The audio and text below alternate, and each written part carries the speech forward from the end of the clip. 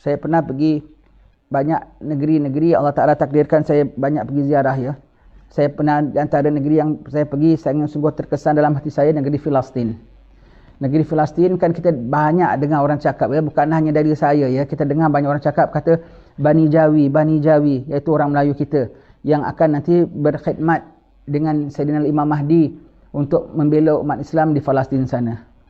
Saya tengok apa betulnya umat Melayu. Kenapa kok orang sebut umat Melayu? Apa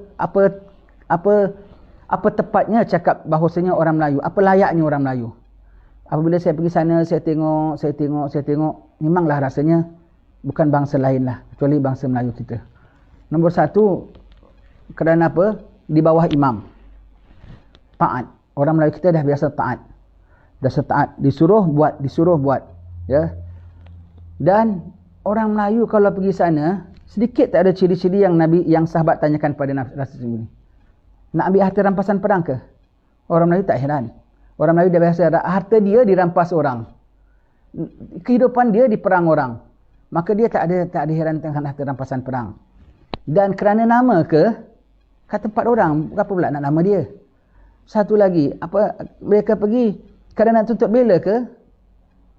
Bangsa lain. Mungkin kerana garangnya, kerana apa semua. Hatta orang tempatan sendiri pun, kalau yang berperang sekarang, mereka tak banyak sikit. Kenapa? Tanah aku dah diambil orang. Atuk aku pernah dibunuh orang. Abang aku mati dianiaya orang. Tak banyak sedikit kerana tujuan-tujuan balas dendam, tujuan-tujuan menuntut hak atau gini. Tapi kalau Bani Jawi pergi sana, agak-agak ada apa purpose tak?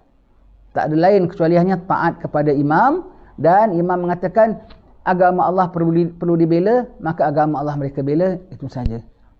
Jadi yang ada ciri-ciri begitu saja yang sesuai untuk turun perang sabilillah. Walaupun perangnya sabilillah sekalipun, tapi kalau kau pergi perang bukan kerana niat yang sedemikian, untukmu bukan sabilillah. Atas sabilil dunia, untuk sebab dunia. Sabilil mal, untuk kerana jalan harta. Tetapi bukan sabilillah. Kalau yang semata-mata kerana Allah Ta'ala, tidak kisah kerana itu dan kerana ini, itu sabilillah. Nah, kita tengok ciri-ciri Bani Jawi, ada ciri-ciri yang boleh masuk dalam golongan itu. Kerana apa? Kalau kita bantu Imam Mahdi bukan kerana nama, bukan kerana harta, bukan kerana kemewahan, bukan kerana tuntut bela, bukan kerana tuntut tanah. Semata-mata kerana patuh dengan imam, junjung hukum Allah. Itu jaga baik-baik. Baik, ya. Jadi nak mengatakan orang yang berperang hanya untuk menegakkan kalimah Allah yang tinggi, yang lain tak tinggi, itulah yang namanya perang sabilillah. Alhamdulillah, rahmat Allah Ta'ala turun senantiasa. Rahmat Allah Ta'ala turun. Sakinah dari Allah Ta'ala turun. Maka dapatlah kita rasa wagar, tenang dalam jiwa kita. Cahaya daripada Allah Ta'ala akan terus memancar dan menyinar. Mudah-mudahan dapat lunak hati kita, dapat peliharaan Allah Subhanahu Wa Ta'ala. InsyaAllah jalan akan terbuka luas. Kita masuk jalan taat kepada Allah Subhanahu Wa Ta'ala. Ya. Ceritanya begini tuan-tuan ya. Ada 3 orang ya. Sayyidina Abu Hurairah. Ada beberapa orang masuk ke dalam masjid Nabi SAW lepas wafat Nabi SAW. Nampak satu orang tengah duduk berbicara, menasihatkan orang, mengajar ilmu dengan orang semua. Maka yang datang ni orang pada tabi'in selepas zaman Nabi. Mereka bertanya, siapa tu yang bicara tu? Siapa yang cakap tu? Orang berkatakan, itulah Sayyidina Abu Hurairah, sahabat Nabi. Sayyidina Abu Hurairah, Masya Allah, orang kenal namanya. Maka mereka pun hampiri. Telah habis bicaranya, orang jumpa, wahai tuan, Sayyidina Abu Hurairah, bolehkah tuan beri kepada kami apa-apa yang tuan pernah mendengar direct daripada Rasulullah sallallahu alaihi wasallam, kongsikan pada kami. Nak dengar daripada sahabat, dengar pada Nabi, nak dengar pada mulut sahabat sendiri pula sekarang, pada tabi'in. Maka Sayyidina Abu Hurairah bilang boleh. Sayyidina Abu Hurairah pun duduk, maklumkan pada mereka. Di sinilah rumahnya, iaitu Masjid Nabawi. Ketika aku dengan Nabi di sini, hanya kami berdua saja, tidak ada orang lain di sisi kami. Ya Allah, maknanya hanya Sayyidina Abu Hurairah dengan Rasulullah. Rasulullah berkata, Sayyidina Abu Hurairah mengatakan, pada hari kiamat nanti, baru dia nak sebut cerita sekali, Rasulullah berkata, dah terus dia terberhenti, tersedu-sedu, terisak-isak, menangis-nangis sampai tersebak-sebak, sampai tak boleh nangis, sampai tak boleh cakap. Menangis-nangis begitu. Sampai hairan orang-orang ini. Apa yang dicakapkan oleh Abu Hurairah sampai begitu sekali emosinya. Maka apabila dah tenang, Abu Hurairah cakap sekali lagi. Maka di sinilah rumahnya ketika aku dengan Nabi berdua. Tidak ada orang lain di sisi kami. Nabi berkata, sekali lagi, tersedu-sedu, teresak-esak, menangis menggeru-geru. Tak boleh nak tercakap apa ceritanya. Apalah perkara nak dicakapkan oleh Abu Hurairah begitu berat sampai begitu sekali. Maka sampai kali ketiga, dia pun dapat dah reda, baru dia katakan, di sinilah rumahnya ketika aku dengan Rasulullah sallallahu alaihi wasallam, kami berdua saja, tidak ada orang lain berserta kami. Nabi mengkhabarkan, dia lagi sekali tersedu-sedu, teresak-esak, menangis-nangis, tak boleh cakap, kali ini terus jatuh pingsan. Allah, apa perkaranya sampai begitu reaksi Sayyidina Abu Hurairah. Maka apabila dah habis, dah lega, dia dah sadar pada pingsannya, baru kali ini dapat tercakap. Beliau mengatakan, Nabi khabarkan, di akhirat ada 3 orang. Ini ceritanya salah satunya. Ada 3 orang. Yang pertama, Allah Ta'ala berikan dia ilmu Al-Quran. Allah Ta'ala tanya kepadanya, ilmu Al-Quran, rasanya orang ini, zaman kita belum ada yang sampai level begini. Ya, belum kita jumpa orang yang sudah level begini. Ya. Maka Allah Ta'ala tanya kepadanya, wahai fulan, aku beri kau ilmu Al-Quran. Apa kau buat dengannya? Ya Allah, aku bacanya. Allah, aku hafalkannya. Aku baca dengan baiknya, dengan tartilnya. Bukan itu saja aku hafalkannya, bukan itu saja suruhnya aku buat, tegahnya aku jauhi, dan aku ajarkan orang, dan aku kupaskan, dan aku tafsirkan. Semuanya pendek kata dalam Al-Quran, semua dia ahlinya. Dia buat dengan seberapa baiknya, sebut dengan Al-Quran begitu ya. Maka Allah Ta'ala katakan apa? Kau dusta. Bacaannya sudah bagus, tafsirnya bagus, amalkan pulanya. Kemudian Allah Ta'ala mengatakan kau dusta. Malaikat pun menyokong, katakan, betul kau dusta. Kenapa dusta? Allah menemplak kepadanya, tidak kau laku ini semua kecuali untuk orang bilang dia ni ahli Al-Quran, bukan saja bacaannya bagus, hafal pula. Bukan hafal, junjung hukum pula. Bukan junjung hukum, faham pula. Bukan sekat faham, ajarkan kita pula. Masya Allah. Kau nak itu kan? Orang dah cakap pun. Maka sekarang kat sini kau tak dapat apa-apa. Diseret melambung api neraka. Orang yang kedua, dia berikan Allah Ta'ala harta yang banyak. Maka Allah Ta'ala tanya, aku berikan kau di dunia, apa kau buat? Ya Allah, harta yang kau berikan kepada aku lipatkan, aku gandakan, aku banyakkan ya Allah. Dan kemudian aku sedekahkan. Yang wajib aku keluarkan, yang sunat aku sedekahkan. Aku sambung silaturahmi dengan harta itu, begini-begini semua dibuatkan hartanya. Allah Ta'ala kata apa? Kau bohong, kau dusta. Apa kau dusta? Malaikat pun mengatakan kau dusta. Tidak kau buat begitu, biar orang cakap, fulan dahlah baik, dahlah kaya, baik hati pula, pemurah pula, prihatin saudara mara pula, bantu orang susah pula, tak sombong pulanya. Kau nak orang sebut, itu saja yang kau nak, sebutan. Dah orang sebut, maka sekarang kau dah dapat apa yang kau nak, di sini tak ada apa-apa lagi. Dilambung masuk api neraka. Orang yang ketiga yang disebut Imam Haddad dalam kitab ini. Satu orang diberikan Allah Ta'ala keperkasaan.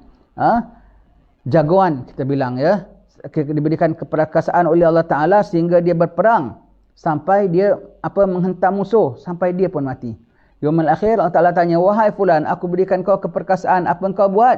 Beliau mengatakan, dengan ini ya Allah aku perang sabilillah, aku bela agamamu, aku tumpaskan musuh-musuhmu. Allah mengatakan kau dusta. Pada malaikat pun mengatakan kau dusta. Tidak kau buat ini semua biar orang bilang kau kesatria. Biar orang mengatakan kau perwira. Bila orang mengatakan kau lah pembela. Tetapi kau buat kerana nak orang sebut, dan orang dah sebut pun. Kau dapat apa lagi di sini? Tak dapat apa.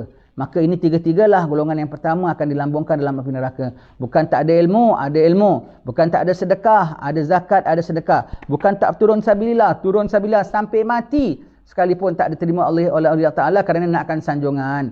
Ingat tuan-tuan sekalian, takdirlah kita hidup ya. Takdirlah kita hidup ya. Ini saya cakap bukan pasal aku anticipate, aku menang, kita suka sangat nak perang. Siapa yang suka perang? Kau tak tahu. Oi. Jangan tuduh sembarang lah. Orang baca bab ini saja, ini orang suka perang punya. Orang suka perang punya. Orang teroris punya. Don't dare to accuse us of any nonsense. Kau tak tahu setiap kali kita baca dalam sembahyang baca dukun nazilah. Allah madfa' wasrif anna wa 'anil muslimina al-adha wal bala' wal waba' wal ghala' wal amrad wal hudub wasyidah wal fitan. Ya Allah, palingkanlah daripada kami dan muslimin perang, bala, wabak, semua harga mahal, penindasan dan juga perang. Kita orang yang berlindung daripada perang, bukan kita orang yang suka perang lah. Tapi kalau kita dikacau orang, takkan kita tak pertahankan diri. Kalau kita dianyai orang, takkan kita nak diam pangku tangan. Kita bukan orang yang suka perang, bahkan kita berlindung minta perang. Maka saya kata kepada tuan-tuan sekalian, takdir zaman kita jumpa peristiwa perang ini, sehingga kita perlu untuk menentang musuh. Sebelum tentang musuh, sembahyang sunat taubat dulu. Sembahyang sunat taubat dulu. Kemudian baca Yasin, baca ratib atas kalau sempat. Kalau tak sempat, ya paling tidak ayat kursi kau jangan tak baca. Kemudian kalau sempat serapan, jamaah serapan. Tak sempat serapan, serapan dengan Rasulullah nanti. Keluar dan jaga niat. Biar kalau kau tak balik, tapi kau balik kepada Rasulullah. Kau tak balik dengan keluargamu, tapi kau balik kepada Nabimu. Ya, kau balik kepada Nabimu. Anak isterimu kau serahkan kepada Allah Ta'ala. Ingat, ketika nak pergi, jaga niat dulu. Ketika nak pergi, jangan ketika itu.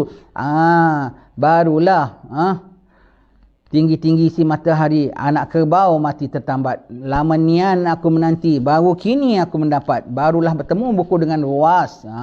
Allah.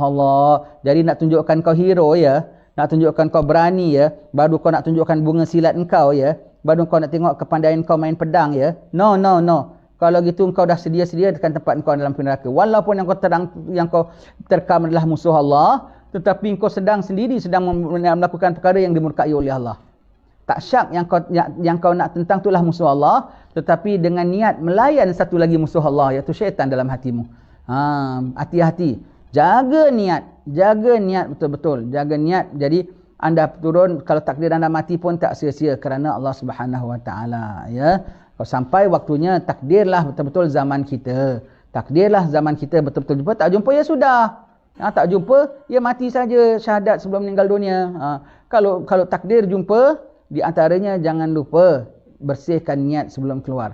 Dan apabila sampai zaman huru-hara, niat bersihkan. Jadi bila-bila, tak petang, tak malam, kita nak diserbu orang, mari kita pertahankan. Niat kau dah bersih. Jangan dalam otak sambil baring, kalau mereka serang, akan aku pencak. Kalau mereka serang, akan aku tikam. Kalau mereka serang, akan kuhunus dan kuhujam. Jangan. Ingat, ya Allah, tetapkan iman. Ya Allah, kerana-Mu, ya Allah. Bela agama-Mu, ya Allah. Peliharakan, ya Allah. Selamatkan, ya Allah. Tetapkan iman, ya Allah. Husnul khatimah, ya Allah. Minta. Jadi takdir betul-betul kena zaman kita, kena waktu kita selamat. Tiba-tiba, lebih-lebih lagi kalau dah timbul masa huru-hara. Kalau jumpa, kalau tak jumpa, Imam Haddad cakap bab ni, dia jumpa tak? Tak jumpa. Tak jumpa zaman perang huru-hara pada. Kalau kita zaman kita cakap, sebelum kita semua dah cakap, Habib Abdillah ajarkan kita bab ini. Dia jumpa tak? Tak jumpa.